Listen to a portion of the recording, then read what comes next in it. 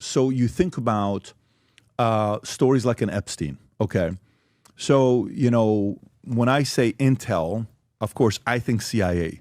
But you have Mossad, you have MI6, you talk highly of India, I think, with India's intelligence. I've never heard about India. So you're starting to really speak, where you're bringing some attention to it. But if a person like an Epstein, okay, where you hear stories about this guy on what things he's been involved with, you go back history at this point, people know that him and Bill Barr went to a school together. I don't know if you knew this or not. They went to school together many, many years ago as kids. And then one of the people from that school is who later on came back and brought Jeffrey Epstein to be a math teacher, even though he didn't have the degree for it, and he kind of grows up to be who he is today. But the story with how he made his money, how he got his connection, his tie to Robert Maxwell, Robert Maxwell's tie back to Mossad, Ghislaine Maxwell, who was trained by her father, and Robert Maxwell being a big media mogul person. Does a person like Epstein leverage his intel relationship with Mossad to get things from either Mossad or the individuals as a form of a threat and a leverage that's different than a CIA coming to somebody in America saying, we'd like to be an asset to help us out getting information? How different is an Epstein versus what happens here? In methodology, it's not that different. And it's not that different. You have an intelligence agency that knows there's a source of information from an individual, and then they just need to find what they can use to reciprocate that cooperation from the targeted individual. So the methodology is not that different. I would, and I still do, openly say the most likely intelligence connection that Jeffrey Epstein had was with Mossad. Most likely. If he was an intelligence asset, it was probably for Mossad, not for CIA. He's too much of a high risk for CIA. And what he would have wanted is something Mossad would have been able to supply him with, where the CIA couldn't. Whether that's sex trafficking or something else, Mossad is way more flexible in what they're willing to bring to the table in terms of an intelligence operation, other than CIA. So tell me more when you use the word flexible. So Mossad assassinates, openly assassinates. CIA does not openly assassinate. Israel and Mossad openly advocate for regime change. CIA does not do that. And then the permissions, the authorities that kind of, for a lack of a better word, handcuff CIA, those authorities don't really exist for Mossad. Mossad is essentially the modern day version of the 1960s era CIA. Very experimental, very flexible, very little oversight, because they're surrounded by an ocean of threats. Whereas, the United States is surrounded by literal ocean, and Canada and Mexico. So we have different threat profiles, and the difference in that threat profile is what informs our willingness to take high-risk actions. So it's interesting when you say, so are you saying back in the 60s, we were as reckless and aggressive in getting intel as the current Mossad is? And we were as reckless without being as well-trained, well-funded, or well-technologically equipped. Give me an example of how reckless we were. MX Ultra. Okay. Operation Midnight Climax.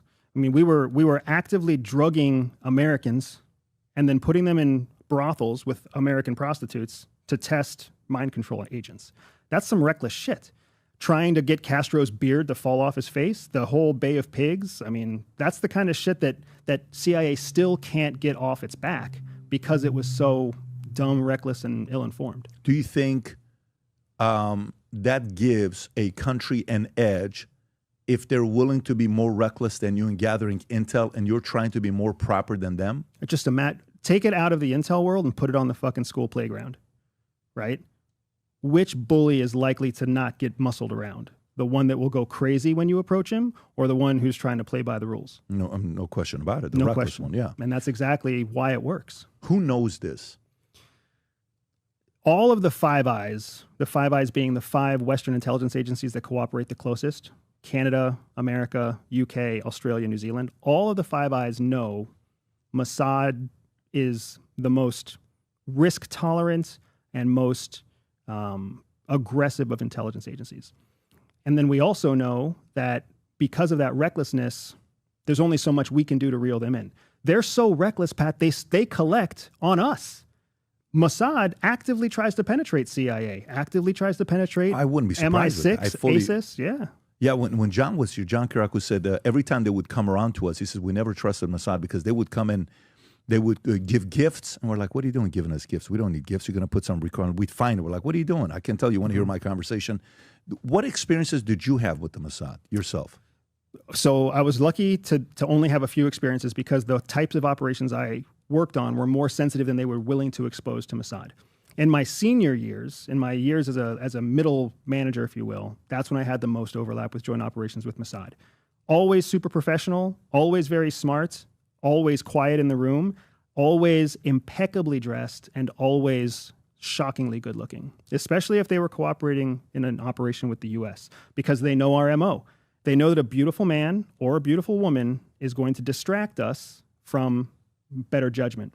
And that's one of the things that we're briefed on before we operate with Mossad. We're like, hey, just expect a bombshell to walk in and expect that they put that bombshell there for a reason.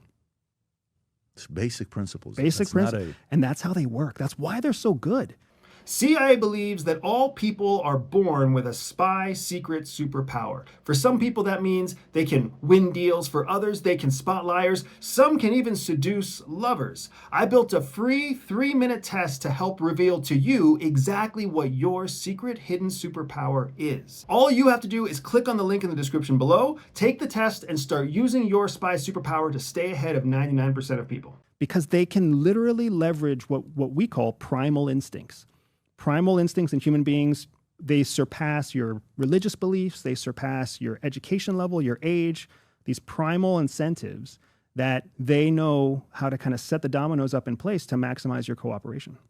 Unless you come in defensive. So let's go back to it. So let's talk about the recklessness you're saying of Mossad, that they're willing to go to levels that, U.S. is not willing to go. We used to back in the 60s, no longer. What event prevented us from being as reckless? Is it because somebody came in and they're like, well, moving forward, the CIA is going to be a very responsible intel agency and we're going to tell everything to America? Or no, after the 60s, you got Martin Luther King, you got John F. Kennedy, you got Bobby Kennedy, you got all this stuff that happened. Their reputation dropped. Let's find a way to fix this. What was the reasoning why we went more safer than being reckless? September 11th, 2001.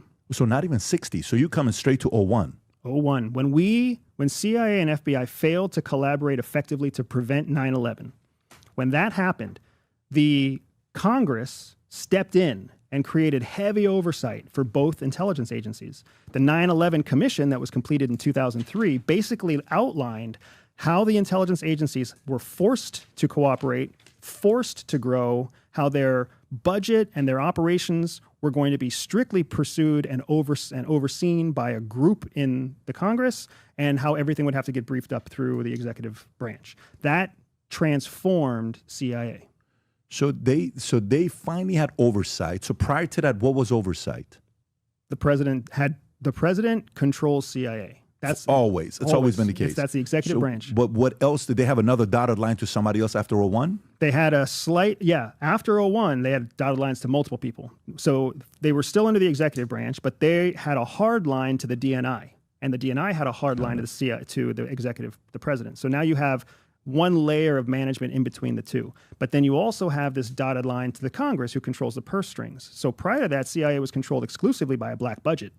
They spend what they want to spend when they want to spend it. Well, now their budget's tied to Congress, black or not. Do you like that? Do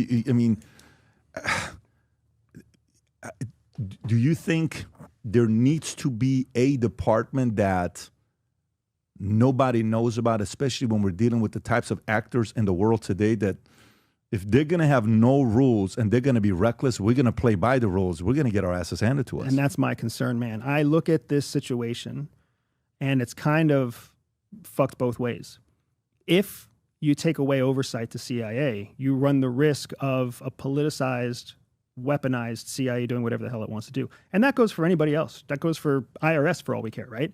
But if you give increasing permissions and oversight to CIA to be more activist, more risk tolerant, then you kind of invite more pain, more public damage, more loss of reputation in the international space. So it's a hard place to be right now, but you're asking the right questions.